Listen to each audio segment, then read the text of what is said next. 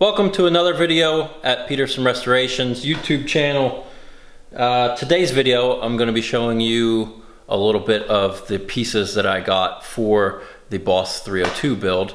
If you're new to this channel, 1970 Boss 302 was originally a yellow one, and I'm going to be making it into a resto mod build, which I know some people hate, some people love, but it's just how this one's going to go down. So I'm going to show you some of the pieces that I ended up getting.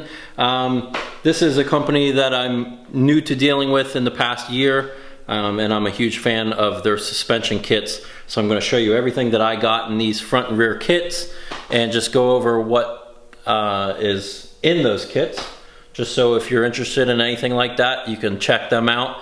And that company that I got everything from is Mustangs to Fear.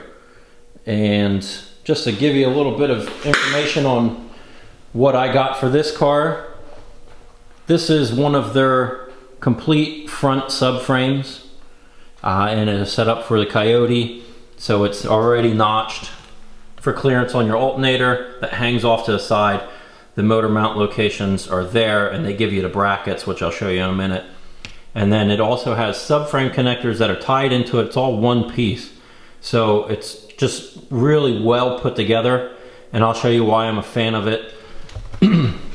So basically, when you're installing it, you're at this point, maybe not on your build, but for this one, this is how I'm doing them whenever I'm replacing so much metal. I set them up to this, and then basically what you're going to do on their subframe, they have these front, the holes here at the back on the subframe connector that is going to go into your rear leaf spring mounting location. So really, you're just lifting that back end up into place.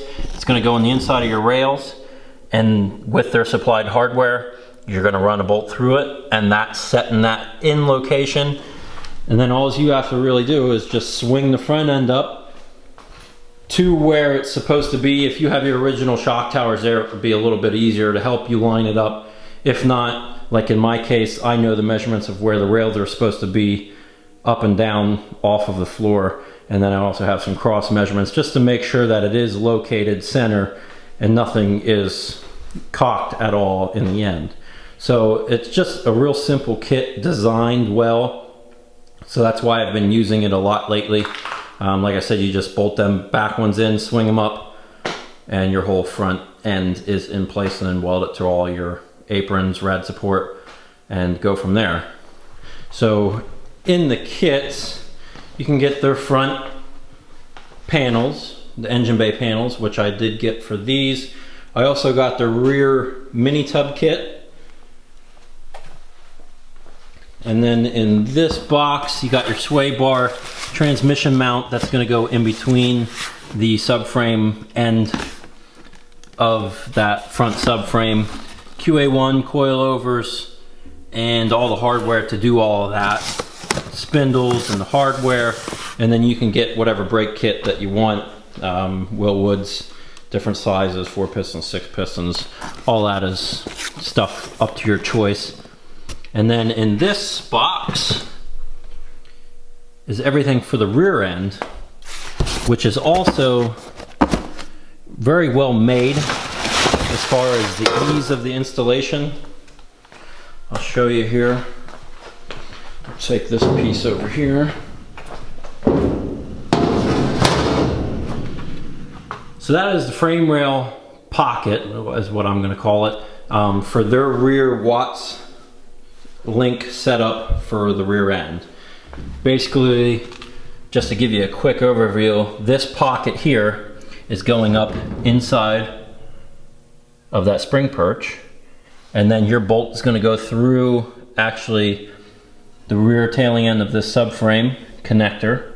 It's going to go through that, through the frame rail, and then through your pocket on your rear setup. And then that will hold your front end in place, and all you're doing is swinging this back end up onto your frame rail, and it just hugs the frame rail the whole way back. And you'll butt it up until it touches that frame rail and it's in place. You can either bolt it in which they have holes in it, and they give you hardware to mount that, or you can weld it in, which is what I'm going to do on this car, or you could weld and bolt it in if you wanted to.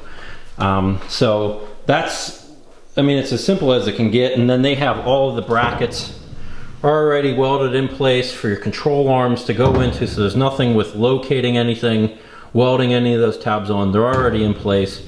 They give you all the control arms, everything, and they give you the tabs if you want to use your original rear end. They give you the tabs to weld on to your rear end where the control arms are going to mount onto it, or you can order a complete rear end from them that already has the tabs welded on to make it really easy. In that case, there's really not much work to do on it. It's a really simple, straightforward kit. So that's why I went with this kit. There's no other reason. It's just I've used it before and just really liked it and thought it would work out perfect for this build. Another thing, here's some of the pieces that are coming in the kit. There's your upper lower control arms for the front. I went with a manual rack actually for this car, just to keep everything clean in the engine bay. So you can get that, or it comes with a power steering rack. And then extra goodies that I got from them that I wanted to order was hinges. I'm just not a fan. If you're going for, you know, a resto mod build that you want to really stand out, these just are something that to me is a must to replace. This is the first time that I've used any of their hinges, so I'm excited to see how good they work.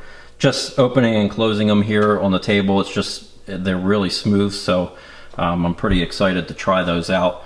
But I got them in the anodized black just because I'm going to black out most of the engine bay on this car, and then the trunk's going to be black. It's not going to be body color most likely, so these will blend in real nice and then look really clean. And they come with the shocks that are going to mount onto here, so your hood opens and closes nice and smooth. So looking forward to actually bolting them on and seeing how everything lines up and looks in the end. But other than that, that's pretty much everything that I got. It's everything that you need to get it on the wheels. I didn't order brakes yet because I wasn't sure exactly which ones I wanted to get for the front and rear, but I'm most likely going to go get Willwood's 6-piston fronts, 4 in the back, and black. So those are something that I'm going to be ordering really soon. So yeah, basically all I'm going to do is set the subframe up in place, weld the torque boxes in, and then I'm actually going to set it on 4 wheels. I'm going to get the rear end in, set it on 4 wheels, so then I could build everything around that and not have any kind of clearance issues. And it'll just simplify everything for me. I'm going to set the engine in place, transmission in place, and then most likely make my aprons going around that, just so I can change some things. It's not going to be just stock.